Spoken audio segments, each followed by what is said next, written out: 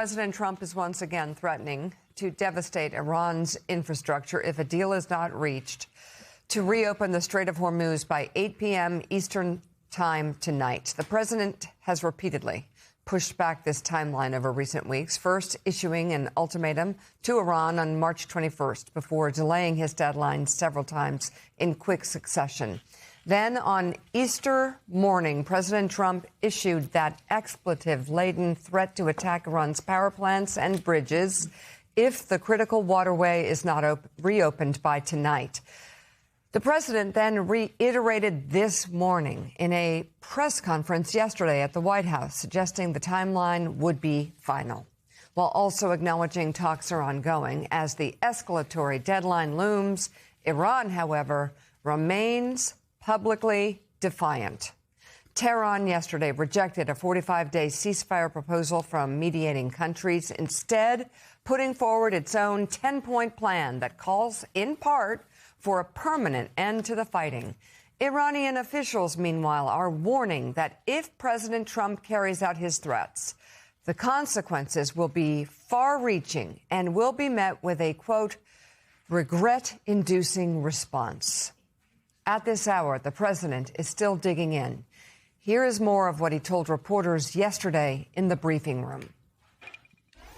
The entire country could be taken out in one night, and that night might be tomorrow night. You said that very little is off limits in Iran as far as targeting, including power plants, bridges, you've mentioned those. Very little is off limits. Are there certain kinds of civilian targets, though? I'm thinking schools I don't want to tell you that.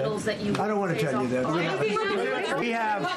We have a plan, because of the power of our military, where every bridge in Iran will be decimated by 12 o'clock tomorrow night, where every power plant in Iran will be out of business, burning, exploding, and never to be used again. I mean, complete demolition by 12 o'clock. And it'll happen over a period of 4 hours if we wanted to. We don't want that to happen. We may even get involved with helping them rebuild their nation. And you know what? If that's the case, the last thing we want to do is start with power plants, which are among the most expensive thing, and bridges. This is a critical period. They have a period of, well, till tomorrow at 8 o'clock. I gave them an extension. They asked for an extension of 7 days, right? I said, Steve, give them 10 days. 10 days is up actually today, so I gave them 11, I guess, indirectly. I thought it was inappropriate the day after Easter. I want to be a nice person. They have till tomorrow. Now, we'll see what happens. I can tell you they're negotiating, we think, in good faith. We're going to find out. We're getting the help of some incredible countries that want this to be ended because it affects them also. A lot of people are affected by this. But we're giving them till tomorrow, 8 o'clock Eastern time. And after that, they're going to have no bridges. They're going to have no power plants. Stone Ages, yeah. Stone Ages.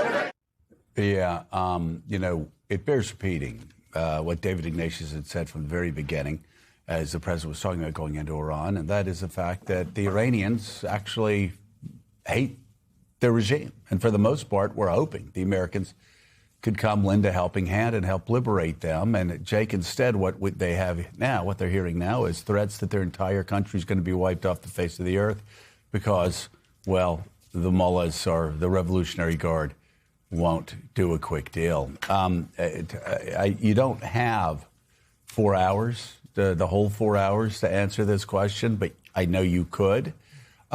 Talk about everything that's wrong with that and how it puts the United States just in a terrible position moving forward. Well, Joe, you're so right, and David Ignatius is so right, that the Iranian people have basically been written out of this story now.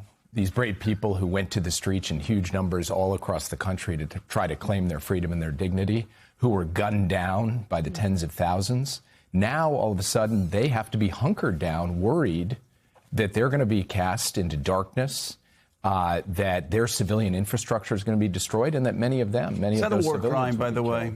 Well, what he's talking about, if we go after civilian infrastructure the way he's promising to go after civilian, by the most basic reading of the rules of international law, or would those be war crimes the United States was committing? The way this is set up, the answer to that question is straightforward. It's yes, they would be, because this is punitive. He's not going after a power plant because it's a pure military target that's fueling the war machine against the United States.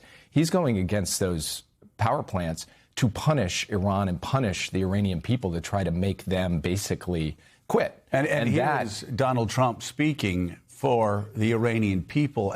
Alex, play this really quickly, if you will, suggesting... You've said Iranians would be mad if you stopped these attacks, but why would they want you to blow up their infrastructure, to cut off their power? Wouldn't that be punishing Iranians for the actions of the regime? They would be willing to, and it's suffering, they would be willing to suffer that in order to have freedom. The Iranians have, and we've had numerous intercepts. Yeah, we have, Jake. We have a president that now says Americans are fine paying $4 a gallon for gas, despite the fact the overwhelming majority of Americans oppose. Now the president saying that he knows what the Iranian people want more than the Iranian people. I want to underline this fact again, and we said it before the war. We're saying it during the war. This was a regime on its last legs. This was a regime that was going to die a natural death. This was a regime who looked to America for hope and inspiration. Not a regime, a people. Mm-hmm.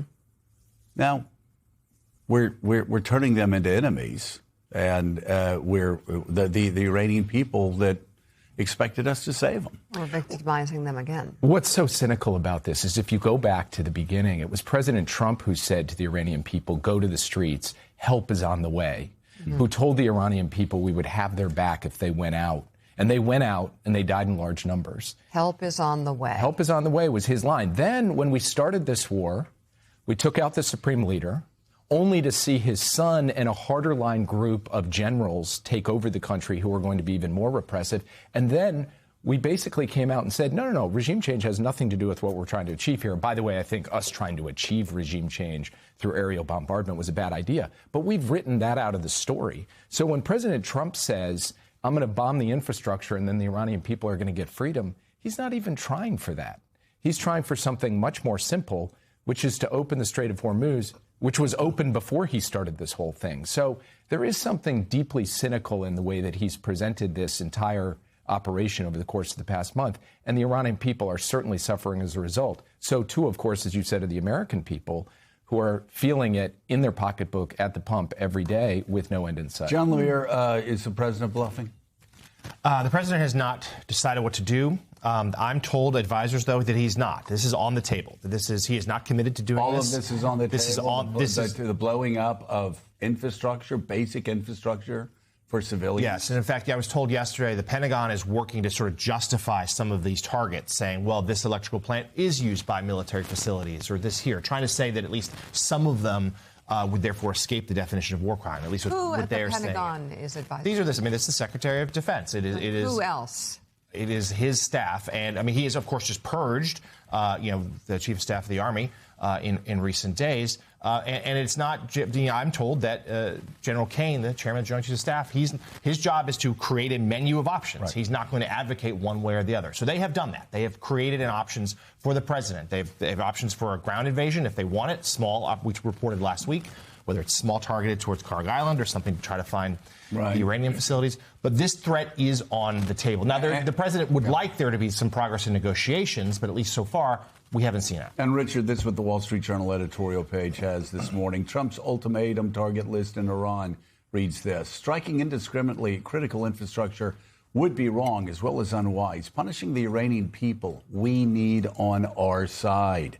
Regime mismanagement has already left Iran's grid in a permanent state of crisis, but such an attack would give Iranians all the suffering with none of the freedom. It would also erode support for the war at home and abroad. The obvious solution to discriminate between types of infrastructure, one yardstick by which to judge any U.S. escalation is this: in addition to increasing pressure, which may never be enough to sway Iran's regime, will it help prepare an operation to reopen Hormuz? And, of course, you've got to know your enemy. Exactly. This is a president that doesn't know his enemy. He's still looking for Delcy Rodriguez. Right. He still thinks he can intimidate. This is the most hardened group of leaders that went through a revolution in '79, went through a war with Iraq, where 1 million people were killed, went through one attempt after another for attacks against Iran. They are as battle-hardened as it gets. And what we have done, as Jake just said, is, we killed the Ayatollah. What did we get in the Ayatollah's place?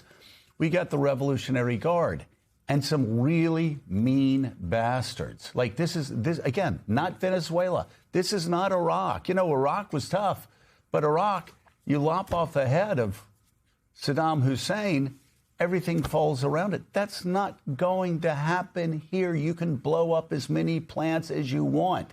They don't. It only gets worse. They don't care about the people. They don't care that the people are suffering. They haven't cared for 47 years. So making the people suffer even more tonight, I'm just saying, all that's going to do is harden them even more, get more people against America, and probably hurt the president's efforts here at home as well. 100% right. We're not going to get regime change. If anything, this strengthens the regime. We're not going to get capitulation, as you say. The one thing the Iranians are really good at is resilient. And after 5 weeks of war, if the president learned nothing else, he ought to have learned that Iran can take a punch. It's not going to get the Strait open. It's not going to help us deal with the enriched uranium. What it is going to do, if we go ahead with this, is going to get a lot of Iran's neighbors hammered. We're talking about potentially water treatment plants, energy infrastructure. No one's going to be building data centers, and those that are there are going to get destroyed. So there's no argument for doing this. Now, we got a problem, which is there's an enormous gap between what we want in a negotiated outcome, what the Iranians are putting forward. But this is not going to close that gap. No. This is not going to accomplish it. So it's not. The president did not make the case for doing this yesterday. Right. Katty Kay.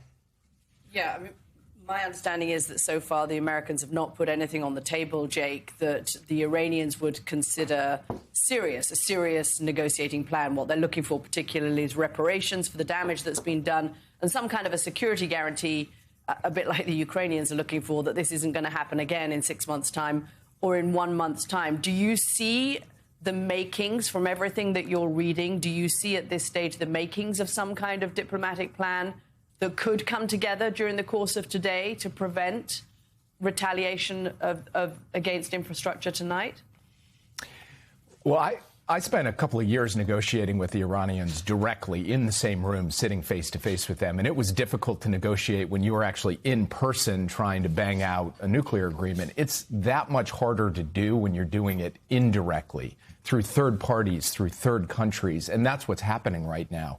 I think what we're seeing in public from each side are maximalist positions. The Iranians have put forward their 10 points. We'll never agree to that. We've put forward various proposals up to and including 15 points. The Iranians will never agree to that. But my guess is that behind the scenes, messages are getting passed that are a little closer to reality on both sides. But I still think, as Richard just said, there is a very big gap. And I think the single biggest thing the Iranians are looking for is some clarity that we're not going to stop today and just start again a week, a month, or 6 months from now. So you think they're closer together, negotiations? My guess is that just based on the history, what gets put out publicly is typically far more expansive than what is communicated privately. Can the Iranians, you've negotiated with the Iranians, can they be negotiated with in this sort of situation? They could be. They're going to drive a hard bargain. And as I said, it's really difficult to do this through a game of telephone of third countries trying to pass messages. You really do have to get in a room together. And how do the threats? How do public threats? I mean, it seems to me exactly. It's just the opposite.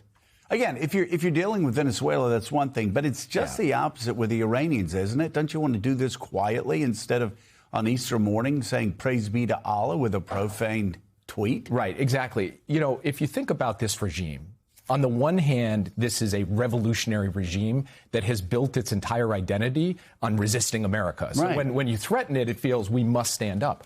On the other hand, it's also the heir of a long culture, thousands and thousands of years, a proud culture, a Persian culture that does not like being lectured to or threatened or told, get in a box or bend a knee. So this strategy of, just saber rattling constantly, maximalist public demands, statements like unconditional surrender, this is not helping.